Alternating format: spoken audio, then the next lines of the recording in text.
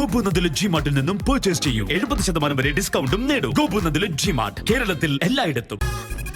വ്യത്യാസം മനസ്സിലാക്കൂ, നല്ലത് മാത്രം കഴിക്കൂ. മസ്ലീസ്, the true ice cream. Chest number 1, chest number 2. Next. ഇത് കൺഫ്യൂഷൻ ആണല്ലോ. ഇതിലേതാണ്? കാറിൽ കയറി അറ്റൻഡൻസ് ആണ് 1 2 3 4. നമുക്ക് റെഡി ആവാൻ വേണ്ടി മാത്രം ഒരു 5 മണിക്കൂറോളം വേണം. ഇപ്പൊ കസിൻസിനൊക്കെ കല്യാണമാണെങ്കിൽ രാത്രി തന്നെ എല്ലാവർക്കും ഓരോ ബോക്സ് സെറ്റ് ആക്കി വെക്കും. 1 2 3 4 5 6 7 ഈ നോട്ട്സിൽ എഴുതി വെക്കും. ചിലര് പറയാറുണ്ട് നിങ്ങളുടെ വീഡിയോസ് കണ്ടിട്ട് ഒന്നും കൂടെ പ്രസവിക്കാൻ തോന്നുന്നു. സന്തൂർ മമ്മിയാന്ന് ഞാൻ നേരത്തെ പറഞ്ഞായിരുന്നു, കാരണം 5 മക്കളുടെ അമ്മയാണ്. കടകൾക്ക് പുറത്തു പോകുമ്പോ സിസ്റ്റർ അല്ലേ, സിസ്റ്റർക്ക് എന്താ വേണ്ടേ, എല്ലാ പ്രാവശ്യം കേട്ടു കൊടുത്ത അവരോട് തന്നെ പോയി ചോദിച്ചോ. ഇന്നാള് ലുലുവിൽ പോയ സമയത്ത് ഒരു കുട്ടി വന്നിട്ട് ആ കുട്ടിക്ക് സംസാരിക്കാൻ വാക്കുകളില്ല. ആ കുട്ടി ഇങ്ങനെ കരയാണ്. ഇത്താൻ്റെ വീഡിയോസ് കണ്ടതിന് ശേഷം ഞാൻ വീണ്ടും പഠനം സ്റ്റാർട്ട് ചെയ്തു. ഏർണിങ്സ് തുടങ്ങി. എൻ്റെതായിട്ടുള്ള കുറേ കാര്യങ്ങൾ എനിക്ക് ചെയ്യാൻ പറ്റുന്നു. 3rd പ്രഗ്നൻ്റ് ആയിട്ടൊരു ലേഡി അവരുടെ ഭർത്താവ് അബോർഷൻ ചെയ്യാൻ പറഞ്ഞു. പക്ഷെ എന്താ ചെയ്യേണ്ടതെന്ന് എന്നോട് വന്ന് ചോദിച്ചപ്പോൾ ഞാൻ പറഞ്ഞു, നിങ്ങൾ എന്നോട് അബോർഷൻ ചെയ്യാനാണോ ചോദിക്കുന്നത്? ഞാൻ അതിനൊരിക്കലും സമ്മതിക്കില്ല. അവർ 2 വർഷത്തിന് ശേഷം വീണ്ടും മോൻ്റെ ഫോട്ടോ ഇട്ടിട്ട് പറയാ, 2 പെൺകുട്ടികളായിരുന്നു എനിക്ക്, 3ാമത്തെ ആൺകുട്ടിയാണ് ജനിച്ചത്, ഇവൻ ജനിക്കാൻ കാരണം ഇത്തയാണ്. എനിക്ക് പെട്ടെന്ന് മൈൻഡിൽ വന്നു, പണ്ടൊരു സിനിമയ്ക്കകത്ത് പറഞ്ഞിട്ടുണ്ടായിരുന്നു, അതായത് ഒരു മിഠായി ഭരണി പൊട്ടിയ പോലെ ഭയങ്കര ക്യൂട്ടായിട്ടുള്ള ചെറിയ ചെറിയ മിഠായി ഇരിക്കുന്ന പോലെ ഒരു പറ്റും കുട്ടികളും അവരുടെ വാപ്പയും ഉമ്മയും. ഉമ്മയെ നമ്മൾ നേരത്തെ പരിചയപ്പെട്ടു. സിലു ആൻഡ് ഇക്ക, welcome to the show. Yes, ഇക്കയുടെ പേരെങ്ങനെയാണ്? ഗഫൂർ. എന്താ ഇക്ക എന്താ ചെയ്യുന്നത്? ബിസിനസ്സാണ്. ബുക്ക് സ്റ്റോൾ, മൊബൈൽ ഷോപ്പ് ഉണ്ട്. ആഹാ. വേറെ രസകരമായിട്ടുള്ള സംഭവം, ഞാനിവിടെ വന്ന ഉടനെ തന്നെ ഇന്റർവ്യൂക്ക് വേണ്ടി പിള്ളേരൊക്കെ സെറ്റ് ചെയ്യണമല്ലോ. അപ്പൊ ഈ സെറ്റ് ചെയ്യുന്ന സമയത്ത് നമ്പർ 4 നമ്പർ 3 ഈ നമ്പർ 2 എവിടെ പോയി കിടക്കണമെന്ന് പറഞ്ഞിട്ട് ഇതാണ് ഉമ്മ കിടന്ന് പറഞ്ഞുകൊണ്ടിരിക്കുന്നത്. എന്താണ് പേരൊക്കെ മറന്നു, കിളി പോയി ഉറങ്ങാണ്ട്. ചില സമയങ്ങളിൽ പെട്ടെന്ന് ഇച്ചു ചുച്ചു അയച്ചു, ലാസ്റ്റ് കിച്ചു പിച്ചു പച്ചക്കോ. ഭയങ്കര കൺവീനിയന്റ് ആയ നെയിംസ് ആയതുകൊണ്ടാ. അത് വലിയ നെയിംസ് അപ്പൊ പറയാൻ ബുദ്ധിമുട്ടാ. അപ്പൊ 1 2 3 4 കാറിൽ കയറി അറ്റൻഡൻസ് ആണ്. ഇതിനകത്ത് ഞാൻ ചെസ് നമ്പർ 1 എന്ന് പറഞ്ഞ ആരായിരിക്കും? ഞാൻ. ഓക്കെ. എങ്ങനെ പേരെങ്ങനെയാ മോളുടെ? റെനാ തഹ്നാൻ. പ്രാസം ഒപ്പിച്ച് പിടിച്ചാന്ന് തോന്നുന്നത്. Okay. Chest number 2 Hadi Hayan. എത്രയിലാ മോൻ പഠിക്കുന്നത്? 8th. ഓക്കെ. മോളുടെ? ഞാൻ +1. ഓക്കെ. നെക്സ്റ്റ്. ഇത് കൺഫ്യൂഷൻ ആണല്ലോ. ഇതിലേതാണ്? 3 നമ്മുടെ പയ്യൻ അല്ല 3. അവളാണോ? ഓക്കെ. എന്താ മോളുസ്? എന്താ പേര്? ഐറൻ എമി ഷെയ്സൻ. കൂട്ടത്തിലെ ഏറ്റവും സൈലന്റ് ആയിട്ടുള്ള ഒരാളാണോ? ഇപ്പൊ അവൾക്ക് പനി ചെറുതായിട്ട് ഫീവർ ഉണ്ടാവണ്ടാണ്. So chest number 4 and 5. Okay. പേര് പറയും. ഹേസൽ. ഞാൻ ഒരു കാര്യം പറഞ്ഞോട്ടെ. ഹേസൽ സിബ് ഇട്ടിട്ടില്ല.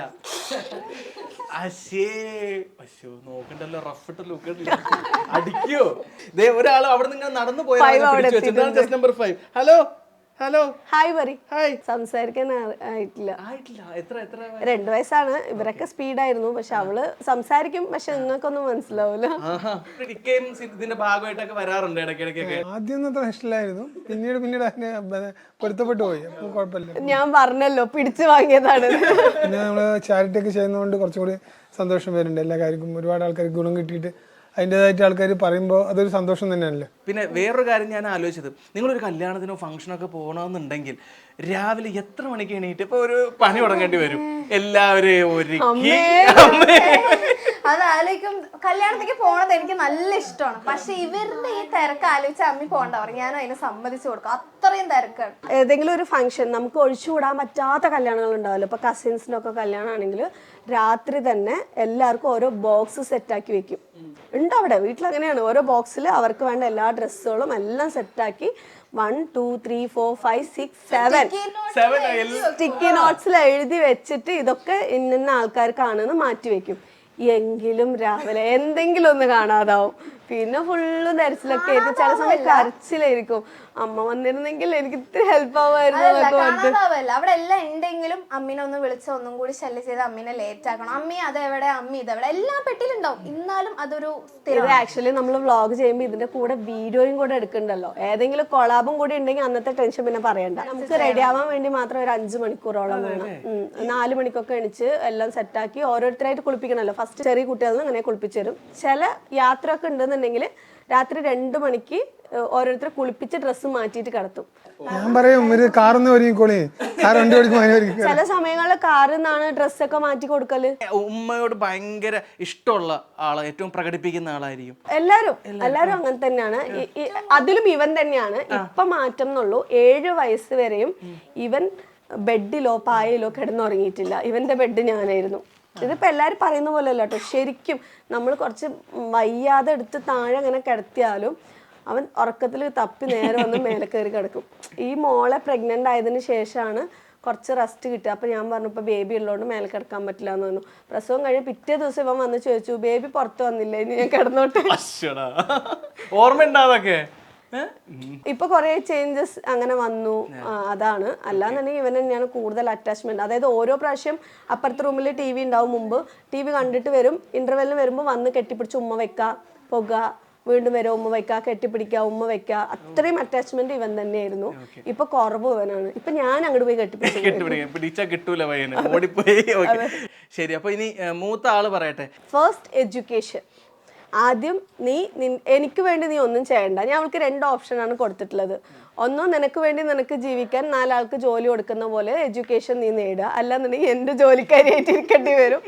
അങ്ങനെയെന്നുള്ളത്. നമുക്ക് എഡ്യൂക്കേഷൻ ഉണ്ടെങ്കിൽ എന്തെങ്കിലും ആവാൻ പറ്റുള്ളൂ. ഇപ്പോൾ നമ്മുടെ കുട്ടി നമ്മുടെ വീട്ടിൽ സേഫായി ഇരിക്കണമെന്ന് വിചാരിച്ചിട്ട് പോകുന്ന വീട്ടിലും സേഫായി ഇരിക്കണം എന്നില്ല. സോ ഏതൊരു സിറ്റുവേഷനിലും അവൾക്ക് പിടിച്ചു നിൽക്കാൻ പറ്റുന്നത് അവളുടെ എഡ്യൂക്കേഷനാണ്. സോ അത് ബേസിക് ക്ലിയർ ആക്കിയതിന് ശേഷം നിനക്ക് നിൻ്റെതായിട്ടുള്ള വഴികൾ തിരഞ്ഞെടുക്കാവുന്ന. വേറൊരു കാര്യം ചോദിക്കാനുള്ളത്, എനിക്ക് സന്തൂർ മമ്മിയാന്ന് ഞാൻ നേരത്തെ പറഞ്ഞായിരുന്നു. കാരണം 5 മക്കളുടെ അമ്മയാണ്. അപ്പോൾ ഒരു ഏജ് എനിക്കറിയില്ല, പക്ഷേ ഇപ്പോഴും വളരെ യങ്ങായിട്ട് തന്നെയാണ് നിൽക്കുന്നത്. ഈ മോളെയും കൊണ്ട് സ്കൂളിൽ പോകുന്ന സമയത്ത് അല്ലെങ്കിൽ പിള്ളേർ ആരെങ്കിലും സ്കൂളിലൊക്കെ പോകുന്ന സമയത്ത് ഈ സാധനം ഒരു ചർച്ചാ വിഷയമായിട്ട് വരാറുണ്ടോ? വന്നിട്ടുണ്ടോ? അത് അവളുടെ ചോദിച്ചോ. കടകൾക്ക് പുറത്തു പോകുമ്പോൾ ഉള്ള കോംപ്ലക്സ്. ഞാൻ ഏത് കടയിൽ പോയാലും അവർ ആദ്യം അസ്യൂം ചെയ്യുന്നത് ഒന്നെങ്കിലും ഫ്രണ്ട് ആയിരിക്കും. പിന്നെ ഞങ്ങളിങ്ങനെ കമ്മ്യൂണിക്കേറ്റ് ഇതൊക്കെ ആകുമ്പോൾ സിസ്റ്റർ അല്ലെ, ആ സിസ്റ്റർക്ക് എന്താ വേണ്ടത്, ഞാൻ എല്ലാ പ്രാവശ്യം ഇത് കേട്ട് കൊടുത്തു. അവരോട് തന്നെ പോയി ചോദിച്ചു. സമ്മതിച്ചു കൊടുത്തു. ഇത് ആരാന്ന് ചോദിക്കുന്നതിന് മുമ്പ് ഇപ്പൊ ഇവളെടുത്തു സിസ്റ്ററാണ്. ഓക്കെ പ്ലീസ്, എനിക്ക് സിസ്റ്റർ ആണ് പോരെ. അവര് ചോദിക്കുന്നതിന് മുമ്പ് അവൾ അങ്ങനെ പറയുന്നു. മുമ്പ് ഇവരുടെ 2 പേരും ഇവരൊന്നും ഇല്ലാത്ത സമയത്ത് കുറച്ചും കൂടെ സ്ലിം ആയിരുന്നു. ഇവരുടെ സ്കൂളിലേക്ക് പോയ സമയത്ത് നമ്മൾ അന്വേഷിക്കാൻ വേണ്ടി പോയതാ. ഇത് കാണുമ്പോൾ മിക്കവാറും എനിക്ക് ട്രോള് വരും. അപ്പൊ അങ്ങനെ കരുതിയാൽ മതി. സെൽഫ് പ്രൊമോഷൻ ആയിട്ട് കരുതിയാൽ മതി. തള്ളലല്ല കേട്ടോ. അപ്പോൾ ഒരു മാം, ഓഫീസിലുള്ള മാം ആണ്, വന്ന് ചോദിച്ചു മോളെ ഏത് ക്ലാസ്സിൽ, വേഗം ക്ലാസ് തുടങ്ങിയിട്ടുണ്ടെന്ന്. ഞാൻ എൻ്റെ മോളാണ് ഇവിടെ പഠിക്കുന്നത്. സോറി ട്ടോ, ആള് മാറിപ്പോയി. അവർക്ക് വേറെ ഒന്നും പറയാൻ പറ്റില്ലായിരുന്നു. ആക്ച്വലി അപ്പൊ കുറച്ചും കൂടെ ഫിസിക്കലി നമ്മൾ നോക്കുന്ന സമയത്ത് ചെറുതായതുകൊണ്ട് വീഡിയോയിൽ കാണുമ്പോൾ വലുതായിട്ട് തോന്നും. അപ്പൊ ഞാന് പൊതുവെ കൊല്ലിയാണ്. സൗന്ദര്യം ഒരു ശാപമായി പോയെന്നാണ്. അയ്യോ അങ്ങനെയൊന്നും.